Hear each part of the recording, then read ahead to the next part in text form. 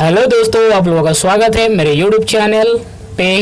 आज मैं टॉपिक लेकर आया हूँ सौर मंडल के पिंड, है ना। सौर मंडल में क्या क्या है ना, उसका प्रधान कौन है, उसमें कौन से ग्रह का क्या स्थिति है ना, कौन सा ग्रह बड़ा है, कौन सा ग्रह छोटा है, सब कुछ इस वीडियो में हम लोग आज जानेंगे। तो ध्यान से देखिएगा, सारे क्वेश्चन इंपॉर्टेंट है, अक्सर एग्जाम में ये पूछे जाते हैं। तो क्वेश्चन नंबर 1 से स्टार्ट करते हैं। सौर मंडल में कौन कौन से ग्रह हैं ना। सबसे पहला क्वेश्चन है, सौर मंडल में कौन कौन से ग्रह हैं। तो बुध, शुक्र, पृथ्वी, मंगल, बृहस्पति, शनि, अरुण और वरुण, है ना। ये सारे ग्रह सौर मंडल में मौजूद हैं। कुल मिलाकर 8 ग्रह सौर मंडल में है। क्वेश्चन नंबर 2 में आते हैं, बौने ग्रहों के नाम लिखे हैं ना। बौने ग्रह कौन कौन से हैं। तो उत्तर है प्लूटो, चेरॉन, शेरस और 2003 यूबी 313, है ना। ये एक ग्रह का नाम है 2003 यूबी 313। क्वेश्चन नंबर 3 में आते हैं, लघु सौर मंडलीय पिंडों के नाम लिखे हैं ना। लघु सौर मंडलीय पिंडों के नाम लिखे। जो छोटे छोटे सौर मंडलीय पिंड है उनको क्या कहते हैं ना। तो वो धूमकेतु है, उपग्रह है एवं अन्य छोटे खगोलीय पिंड, ये सब ही लघु सौर मंडलीय पिंडों में आते हैं। क्वेश्चन नंबर 4 में आते हैं, ग्रह किसे कहा जाता है ना। ग्रह आखिर किन आकाशीय पिंडों को कहा जाता है। तो ग्रह उस आकाशीय पिंडों को कहेंगे जो इन सब शर्तों को पूरा करेगा। कौन कौन से शर्त है। सबसे पहले सूर्य के चारों ओर परिक्रमा करता हो, है ना। ये सबसे पहला शर्त है कि सूर्य का परिक्रमा उसे करना ही होगा।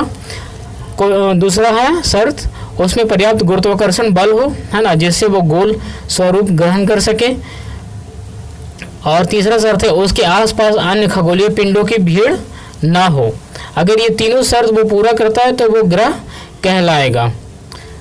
क्वेश्चन नंबर 5 में आते हैं, पार्थिव या आंतरिक या भीतरी ग्रह किसे कहते हैं ना। ये तीनों एक ही चीज है, पार्थिव कहिए, आंतरिक कहिए या भीतरी कहिए, तीनों एक ही है। इस तरह के ग्रह सौरमंडल में कौन कौन से हैं। तो वो है बुध, शुक्र, पृथ्वी और मंगल को आंतरिक ग्रह कहा जाता है। इसको इंग्लिश में इंटरनल प्लैनेट भी कहते हैं, है ना। ध्यान से देखिएगा, बुध, शुक्र, पृथ्वी और मंगल को आंतरिक ग्रह कहा जाता है। क्वेश्चन नंबर 6 में आते हैं, वाह्य ग्रह किसे कहा जाता है ना। वाह्य ग्रह किसे कहा जाता है, यानी कि एक्सटर्नल प्लैनेट। तो ये है बृहस्पति, शनि, अरुण और वरुण को वाह्य ग्रह या बृहस्पतीय ग्रह कहते हैं ना। वाह्य ग्रह कहिए या बृहस्पतीय कहिए या फिर एक्सटर्नल प्लैनेट कहिए, तीनों एक ही चीज है। क्वेश्चन नंबर 7 में आते हैं, किन ग्रहों को नंगी आंखों से देखा जा सकता है ना। रात में हम इन्हें नंगी अपनी यानी कि खुली आंखों से देख सकते हैं बिना किसी टेलीस्कोप की मदद से। वो कौन कौन से ग्रह हैं। तो वो मंगल है, बुध है, बृहस्पति है, शुक्र है और शनि को हम नंगी आंखों से देख सकते हैं रात में, है ना। क्वेश्चन नंबर 8 में आते हैं, आकार के अनुसार ग्रहों के नाम लिखे, है ना। आकार के अनुसार ग्रहों के नाम है। तो सबसे पहले बड़े से स्टार्ट करते हैं। सबसे बड़ा ग्रह बृहस्पति है, उससे छोटा शनि है, उससे छोटा अरुण है, उससे छोटा वरुण है, उससे छोटा हमारी पृथ्वी है, उससे छोटा शुक्र है, उससे छोटा मंगल है और सबसे छोटा बुध ग्रह है ना। तो ध्यान से देखिएगा, ये आकार के आधार पर ग्रहों की स्थिति है। क्वेश्चन नंबर अगला देखते हैं 9 नंबर, सौर मंडल का सबसे बड़ा ग्रह कौन है ना। सौर मंडल का सबसे बड़ा ग्रह बृहस्पति ग्रह है ना। बृहस्पति ग्रह जो बहुत ही बड़ा है। क्वेश्चन नंबर 10 में देखते हैं, सौर मंडल का सबसे छोटा ग्रह कौन है। बुध ग्रह है ना, सबसे छोटा ग्रह बुध ग्रह है। क्वेश्चन नंबर 11 में आते हैं, घनत्व के अनुसार ग्रहों का नाम लिखें बढ़ते क्रम में, है ना। बढ़ते क्रम यानी कि सबसे छोटा पहले लिखेंगे और धीरे धीरे बढ़ते हुए जाएंगे। तो सबसे कम घनत्व वाला ग्रह कौन है, शनि है।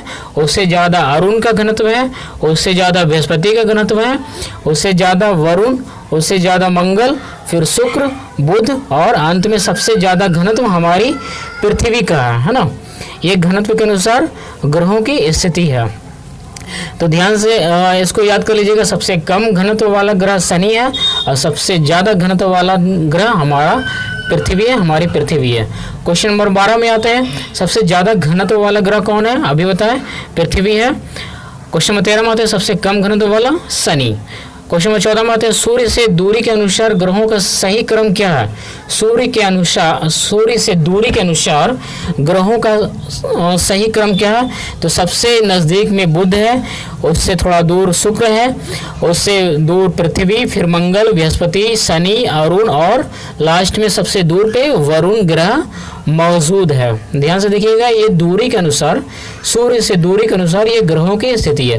क्वेश्चन नंबर 15 में आते हैं, सूर्य के सबसे निकट कौन सा ग्रह है? तो बुध है, ये बुध सबसे निकट है सूर्य के। क्वेश्चन नंबर 16 में आते हैं, सूर्य के सबसे दूर कौन सा ग्रह है? तो वरुण सबसे दूर है। क्वेश्चन नंबर 18 में आता है, द्रव्यमान के अनुसार ग्रहों का सही क्रम क्या है? तो द्रव्यमान यानी कि सबसे ज़्यादा भारी और सबसे ज़्यादा हल्का, है ना। तो हम लोग द्रव्यमान सबसे हल्का से स्टार्ट करेंगे, है ना। ये बढ़ते क्रम में दिया गया। सबसे कम द्रव्यमान बुध का है, उसके बाद मंगल, उससे ज़्यादा है, उससे ज़्यादा शुक्र है, फिर उसके ज़्यादा पृथ्वी है, उससे ज़्यादा अरुण, फिर वरुण, फिर शनि और सबसे ज़्यादा बृहस्पति ग्रह का द्रव्यमान है। ये द्रव्यमान के अनुसार ग्रहों का सही क्रम है दोस्तों, ध्यान से देखिएगा। क्वेश्चन 19 में आते हैं, है ना, सबसे भारी ग्रह कौन सा है ना। सबसे भारी ग्रह बृहस्पति है, सबसे बड़ा भी यही है, सबसे भारी भी यही है। क्वेश्चन नंबर 20 में आते हैं, सबसे हल्का ग्रह कौन है? बुध ग्रह, है ना। सबसे हल्का ग्रह कौन सा है? बुध ग्रह, है ना। बुध ग्रह को सबसे हल्का ग्रह कहा जाता है। क्वेश्चन नंबर 21 में आता है, सबसे छोटा भी यही है, बुध ही है। क्वेश्चन नंबर 21 में आते हैं, परिक्रमण काल के अनुसार ग्रहों का सही क्रम क्या है ना। परिक्रमण काल यानी कि कौन सा ग्रह सूर्य के चारों ओर चक्कर कितने समय में लगाता है, कौन सबसे ज़्यादा टाइम में लगाता है, कौन सबसे कम टाइम में लगाता है, उसके अनुसार हम देखेंगे, है ना। बढ़ते क्रम में यानी कि सबसे कम टाइम में कौन लगाता है, उससे स्टार्ट करेंगे। तो सूर्य का एक चक्कर लगाने में सबसे कम समय बुध को लगता है, उससे ज़्यादा समय शुक्र को लगता है, उससे ज़्यादा समय पृथ्वी को, उससे ज़्यादा मंगल को, फिर उससे ज़्यादा बृहस्पति को, उससे ज़्यादा शनि को, उससे ज़्यादा अरुण को, और सबसे ज़्यादा टाइम वरुण को लगता है, क्योंकि वरुण ही सबसे ज़्यादा दूरी पे स्थित है। तो जितना दूर से चक्कर लगाएंगे उतना ज़्यादा टाइम लगेगा, जो कि वरुण को सबसे ज़्यादा टाइम लगता है, और बुध सबसे नज़दीक है इसलिए उसको सबसे ज़्यादा कम टाइम लगता है। क्वेश्चन नंबर 22 में देखते हैं, सबसे कम परिक्रमण काल किस ग्रह का है? तो बुध ग्रह का, है ना। बुध ग्रह सबसे जल्दी तेजी से लगा लेता है क्योंकि ये नज़दीक में है। क्वेश्चन नंबर 23 में आते हैं, सबसे अधिक परिक्रमण काल किस ग्रह का है? तो वरुण ग्रह का, है ना। सबसे अधिक परिक्रमण काल, है ना, जो जिसको हम लोग रिवोल्यूशन भी कहते हैं ना, वो है वरुण का।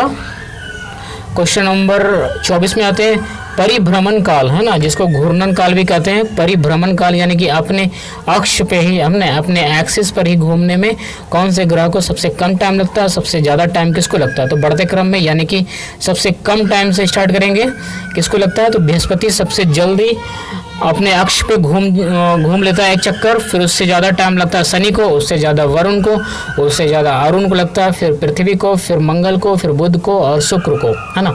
सबसे ज़्यादा टाइम शुक्र को लगता है अपने अक्ष पे एक चक्कर लगाने में। क्वेश्चन नंबर 25 में आते हैं, सबसे कम परिभ्रमण काल किस ग्रह का? सबसे कम परिभ्रमण काल बृहस्पति का। ये बहुत ही तेज़ी से अपने एक्सिस पे घूम जाता है एक चक्कर, सभी ग्रहों से तेज है ये। क्वेश्चन नंबर 26 में आते हैं, सबसे अधिक परिभ्रमण काल किस ग्रह का? शुक्र ग्रह का। सबसे अधिक परिभ्रमण काल किस ग्रह का? शुक्र ग्रह का। ऐसा कहा जाता है कि शुक्र पर एक दिन उसके 1 साल से भी ज़्यादा होता है, इतना स्लो ये चक्कर काटता है अपने एक्सिस पे। क्वेश्चन नंबर 27 में आते हैं, अपने अक्ष पर झुकाव के आधार पर ग्रहों का सही क्रम क्या है ना। अपने अक्ष पर झुकाव के आधार पर ग्रहों का सही क्रम क्या है? बढ़ते क्रम में यानी कि कौन सा प्लैनेट कितना ज़्यादा एक्सिस पे झुका हुआ है।